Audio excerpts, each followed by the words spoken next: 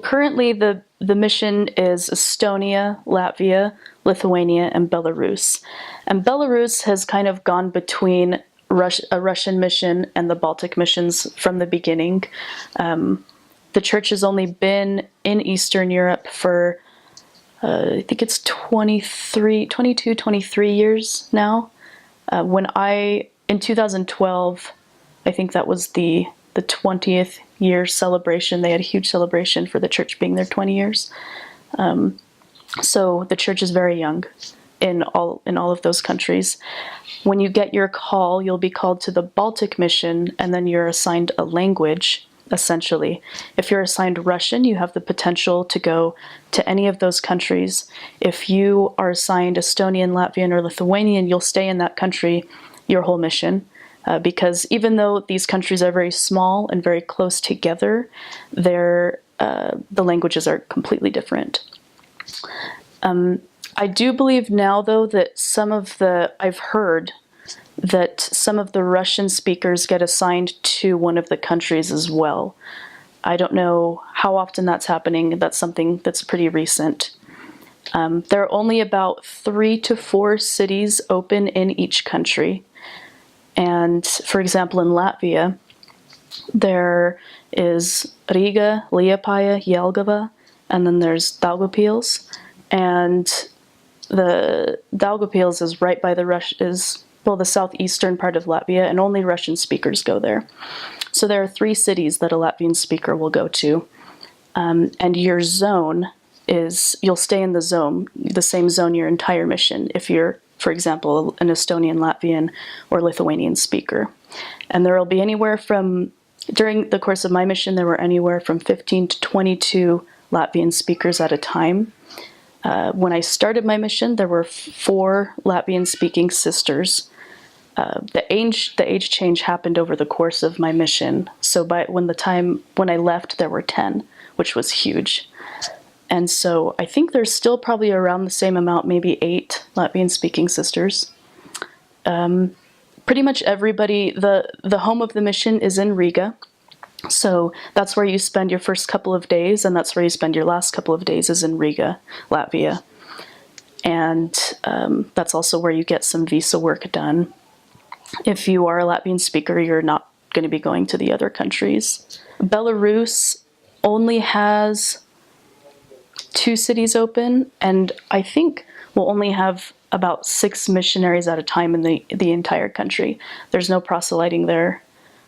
Missionaries don't even wear their name tags. It's a service mission. And sisters aren't there right now. They were at the very beginning of my mission, but they haven't been there for a couple years, so just elders tend to go to Belarus. The cool thing about that too, all of the tribes of Israel are represented all over the mission. There are only branches, and there are only districts. There are no wards or stakes. And in Belarus, something that's cool about that, in just one of the branches in Belarus, 11 of the 12 tribes of Israel are represented. And then they all are all over the mission. But you're kind of on the frontier of the gospel in Eastern Europe, and especially in these smaller countries. And you get to work alongside the very first members. I had the privilege of doing that in one of my areas. The very first members that got baptized that were Latvian were there, and it's just a really cool experience.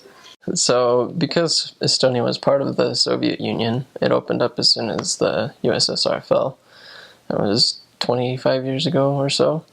They had missionaries in Finland go down to Estonia because Estonian is similar to Finnish. And that's how it got started. There are 3 branches that are Estonian speaking. And there was 2 areas in each mission for elders, and 2 areas in 2 of the branches for sisters. So there was about 12 elders total speaking Estonian, and about 4 sisters at any given time. The 3 branches are Pärnu, Tallinn, and Tartu. The branch in Tallinn, the capital city, is the biggest. They have a church building there that's an actual church building. In Pärnu, they rent out a previous dance studio, and that's where they attend church there. That's the smallest branch is in Pärnu. And then in Tartu, they rent out an office space for the church building. So yeah, there's 3 branches, about 12 Estonian-speaking elders, and about 4 Estonian-speaking sisters at any given time. The Baltic States mission in its entirety is a, like, I don't know what it's called. Well, each country is a district. So there are no stakes and there are no wards. Latvia has 3 branches that speak Latvian and now 2 branches that speak Russian.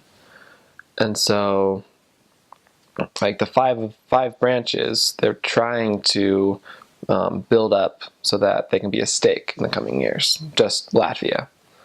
And that goes as well with Estonia and Lithuania, and Belarus is a different story. But about Latvia, I know that there are 3 Latvian-speaking branches, and that they all go back to about 1991 when the Soviet Union collapsed and Elder Faust dedicated the land of Latvia for the preaching of the gospel. So there's, like, still a lot to grow, like a lot of room. And the saints take a ferry to Stockholm, Sweden, to the Stockholm Temple.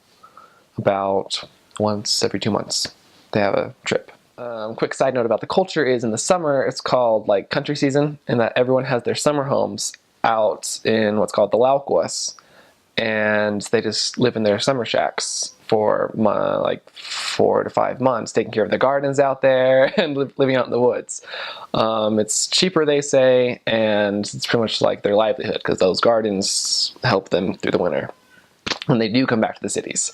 So in the summer, church attendance is pretty low. That town on the coast probably had like 20 people, maybe. So in the winter, it gets up to about 50, 60. That's how it was when I was there. One thing about church history, I guess, is it'll be cool to know that the church building in Liepaja, that coastal town, it was one of the fastest growing branches in Eastern Europe, way back earlier in the day, like probably early 2000s. It's changed now, but their building is actually really, really pretty, and they have a small branch, but they have a gorgeous building that's recognized in the city. So there's that cultural, everyone knows who the Mormons are, but, like, the work is still sort of slow. So there are 4 open cities right now in Lithuania. That would be Vilnius, which is the capital, down at the bottom, which is kind of strange because most capitals are somewhere near the center of the country. Kaunas, which is the cultural capital of Lithuania. It's the 2nd largest city. And then we've got Šiauliai, which is the smallest of the open cities, which is in the interior of Lithuania, and the port city, Klaipėda. All of those cities are, Klaipėda is the 3rd largest, kind of like the size of Spokane, my hometown. So that kind of gives you an idea of the relative sizes and the amounts of people in the open cities. There are actually 5 branches, even though there are 4 cities. A Russian-speaking unit, Lithuanian-speaking unit in the capital, and then Lithuanian conducted services with maybe a song or 2 in Russian in Klaipėda and Šiauliai. The units vary in size in each of those. I don't know about the Russian branch, I never attended that one, but it seemed a little bit, I would say maybe comparable to the size of Kaunas. I don't know. Probably not, actually. Kaunas had, but in Vilnius there's about 70 people that come to church regularly in the Lithuanian branch. In Kaunas, I don't know what it is now, but I think it was around, that one would go up and down a lot more. That was around 40, 50. Klaipėda was around 40, and Šiauliai was around 20, 22. And those numbers, I don't, yeah. So those are about the relative sizes. And I think the interesting thing that new missionaries may not know is that, or may not expect, is that there are more than one set of missionaries in each unit. So you may have another companionship in that city, or maybe two. And I think that was really interesting to work with more missionaries with the unit. So maybe some of you would work. It was just kind of fun to have so many people to be able to work in one city. So the church in Lithuania, they celebrated their 20th year since opening, since the gospel was introduced to Lithuania, and it was progressively opened in the cities according to size. In Vilnius and Kaunas, in Klaipėda, then Šiauliai. Šiauliai was introduced. The gospel was introduced, I think, about 10 years after Vilnius. But it was really fun to celebrate with the members. 20 years since the gospel had been introduced, and there's a few YouTube videos if you want to look those up too. I think it would be really worth it. That of course happened after the fall of the Soviet Union. Other countries were directly or had the gospel introduced to them slightly before. For example, I think in Narva, up in Estonia, but it's been about 20 years for Lithuania. They were really trying to get a Baltic stake, and that's kind of an interesting concept. 3 or 4 countries in one stake. And these countries, they're pretty small, but Lithuania is about the size of West Virginia, so not as small as you may think. So that would include branches in the capital cities, maybe another one in another city, but you need 5 wards, not branches. You need 5 wards, and I think there were some problems that they ran into with finding the 5th ward, and or whether or not they would include Minsk in the Baltic stake, because there's maybe too much red tape around Belarus, and whether or not the church can get in and out and function as a stake in that area. I think, of course, they're all pushing for a stake somehow. It'll just be interesting to see how they do it. Cool. So I guess moving on to your other question. The religious aspect of Lithuania. They're a Catholic country, but they also have other influences that you may not be aware of. Unlike maybe, I guess because of all the turmoil and stuff that sometimes has occurred in their history, you have kind of a different religious experience. For example, communism really introduced atheism to them.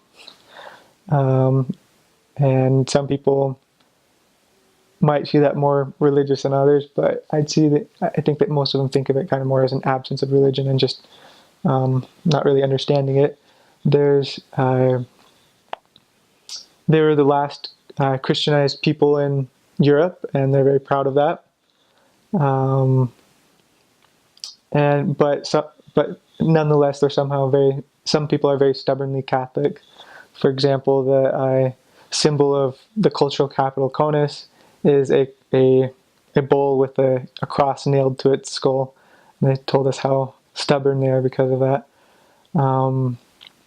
There are a few influences like Hare Krishnaism, which you may not expect, and it is somewhat popular there because it spread even during communist times, and people met in secret. And they also enjoy that because Lithuanian is actually a very ancient language, and they more similar to Sanskrit than most living languages. So they find reading those texts easier than you or I would. So yeah, I had a few investigators who I kind of had a different or a non-Christian tradition that they were introduced to, and to some degree or another accepted or didn't accept. Very few people are Protestant. Most people that are Protestant may be Jehovah's Witnesses. The Protestant side of Lithuania would be near Klaipėda, which used to be part of East Prussia and not with the Polonized portion of the rest of Lithuania. But Klaipėda right now, I would say, is fairly Catholic, even though it had a more Protestant past. So kind of a rich history. But right now they're fairly Catholic with some, I guess, more pagan tendencies than you would see in other Catholic countries. Food, I absolutely love the food over there. I realized that like food here in America isn't nearly as good as over there. I remember being out there and feeling really good after I would eat. And then I realized eventually that my stomach would always feel not the best here in America. And I never knew because like I had grown up here in America. But out there when they don't have like the preservatives or whatever and the food's all fresh, it just makes you feel great. So it's a lot of vegetables, which you end up loving, and a lot of potatoes. There's a lot of traditional Russian dishes that are very, very popular over there, such as borscht, or which is like a beet soup, which I hardly ever find any missionaries that hate that soup. It's so good, and they usually put like some meat in there, and then some like vegetables, and some sour cream on top. And their sour cream is incredible. And then there would be pelmeni, which is like almost like pot sticker type of a deal, like little pasta pieces with a meat inside, and you would eat that all the time as missionaries, especially because it was really cheap, and you can make a lot of it. And usually you would either boil it or fry it, and then you would put on some sauces that we love here in America, and you can typically find over there in the supermarket, such as like a sauce called Texicana, which is like almost like a salsa, nearest thing you can get to salsa over there, or you can put on like sweet chili sauce or something like that. And then they also like blini, which is Russian pancakes, which are almost like crepes. Those are amazing. And if you ever do eat with members, I'd say probably about 6 times out of 10, they'd feed you blini. And it's a really, really awesome dish. And then tea. Everyone's tea drinkers over there. They love their tea. So you have a lot of herbal tea, and you get to like that a lot, especially in the winter. And then each country has its own like little dishes. Like I know Lithuania had one that was called cepelini. I think I probably butchered that name. So if any like Lithuanian speaker views this, I'm sorry. But that was like a potato dumpling, which was really good. And then typically you'd find like just a bunch of international foods. If you go out to the restaurants, you would find like Chinese places all over the place, or you'd find Turkish food, like Turkish kebabs, which you end up loving. Probably one of my favorite places to eat was this Armenian restaurant that was in a city outside of Narva, Estonia, and it's called Ashot's Tavern or Pub or something like that. And it was like a pub or a tavern, but we would have like traditional Armenian food, and those people, they know how to make food right. It was amazing. And then there would be tons of pizza places everywhere, but it's not typical American pizza. It's very Europeanized. That's kind of interesting. And then as for the dishes that missionaries make on their own, because most of the time we cook ourselves, lots of pasta, potatoes, eggs, vegetables, as I said before. Most missionaries really, really end up loving red peppers over there, red bell peppers. They're amazing over there. They taste so good. And then like onions, and then that type of stuff you put in everything. And then Russians also love putting dill in everything, so you have a lot of that. So in the Baltic countries, there's 4 countries in the mission. There's Belarus, Latvia, Lithuania, and Estonia. And when I was there, at least, Estonia actually, I'll start with none of the countries had a stake yet. We were all a mission, and so the mission president was, in fact, in essence, the stake president. And then each country had its own district. So the Lithuanians had their own district, the Latvians had their own district, and then if I remember right, and the Estonians had their own district, and then if I remember right, Belarus was paired with Lithuania for one district. And the districts, they would have an average of maybe 4 or 5, maybe 6 branches. Possibly more, just depending if there was how many Russian speaking versus Latvian, Lithuanian, Estonian speaking. If you got into the capital cities such as Tallinn, in Vilnius, or in Riga, they would typically have a few different branches. In Tallinn, they had a Russian branch and an Estonian branch, and then in Latvia, they had 2 Latvian branches and 2 Russian branches, and then eventually they actually combined the 2 Latvian branches into one big branch. And then in Vilnius, they also had a Lithuanian branch and a Russian-speaking branch.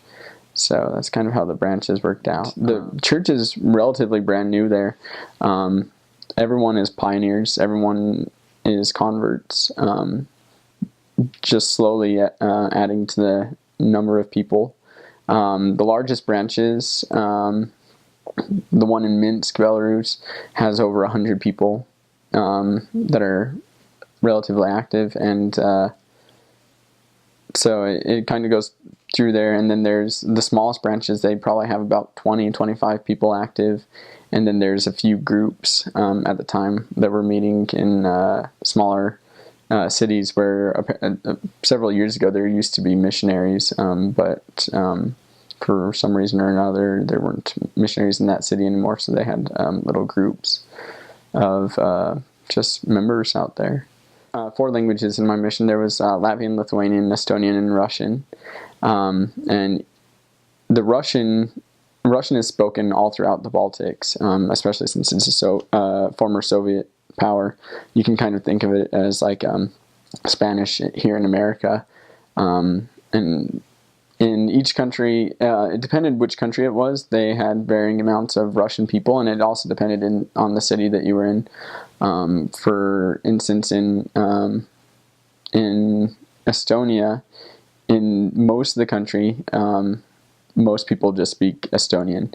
And then if they speak a second language, which most people do over there, most people would speak English, actually. Especially the youth. The youth would always speak English, and sometimes the older people would speak Russian. But there was one city in Estonia that's right on the border with Russia, and it's called Narva, and everyone there pretty much is all Russian, so you can just speak Russian to your heart's content. And occasionally you'll see a sign out there that's actually written in Russian. Sometimes you'll get food that's labeled in Russian, so that was kind of a fun thing. But as a Russian speaker, it was kind of fun in all the countries, especially going shopping. You know, you'd go shopping and you wouldn't know what you would be buying because they'd be just labeled in the different languages. I remember once with my trainer in Vilnius, we got this block of cheese and we took it home and we tried it, and it was the nastiest cheese ever. And we called up some Lithuanian elders and we're like, hey, can you translate this for us? And we give them the name of it, and they laugh and they're like, that's vegetable cheese. It's like, oh man, that's nasty. So that's kind of a funny story. But eventually you start learning some of the other languages there, especially food terms, and sometimes basically how to speak. In Vilnius, I remember when we were in city center, most of the people didn't like it when we spoke Russian. Whenever I would introduce myself in Russian, occasionally I'd be yelled at. So sometimes I would begin in Lithuanian. It just depends where I was at, and I just simply say in Lithuanian, "How are you?" and "Good day." And then they'd start trying to speak to me in Lithuanian, and I'd be like, "Hey, I'm sorry. I only speak Russian. Can we speak Russian?" And after that, they would be always like really, really happy to speak Russian with me. But sometimes I would have to start in their own country, their own country's language. People are very nationalistic over there. So sometimes that creates a little bit of strife between the Russians and like the native languages and native speakers. So sometimes there's that animosity that you kind of have to like navigate and really, really just fill out the situations and get to know people. But it was awesome because you got to meet people from a few different cultures, and a few different viewpoints, and really, really get to love all of them. So that was really, really awesome.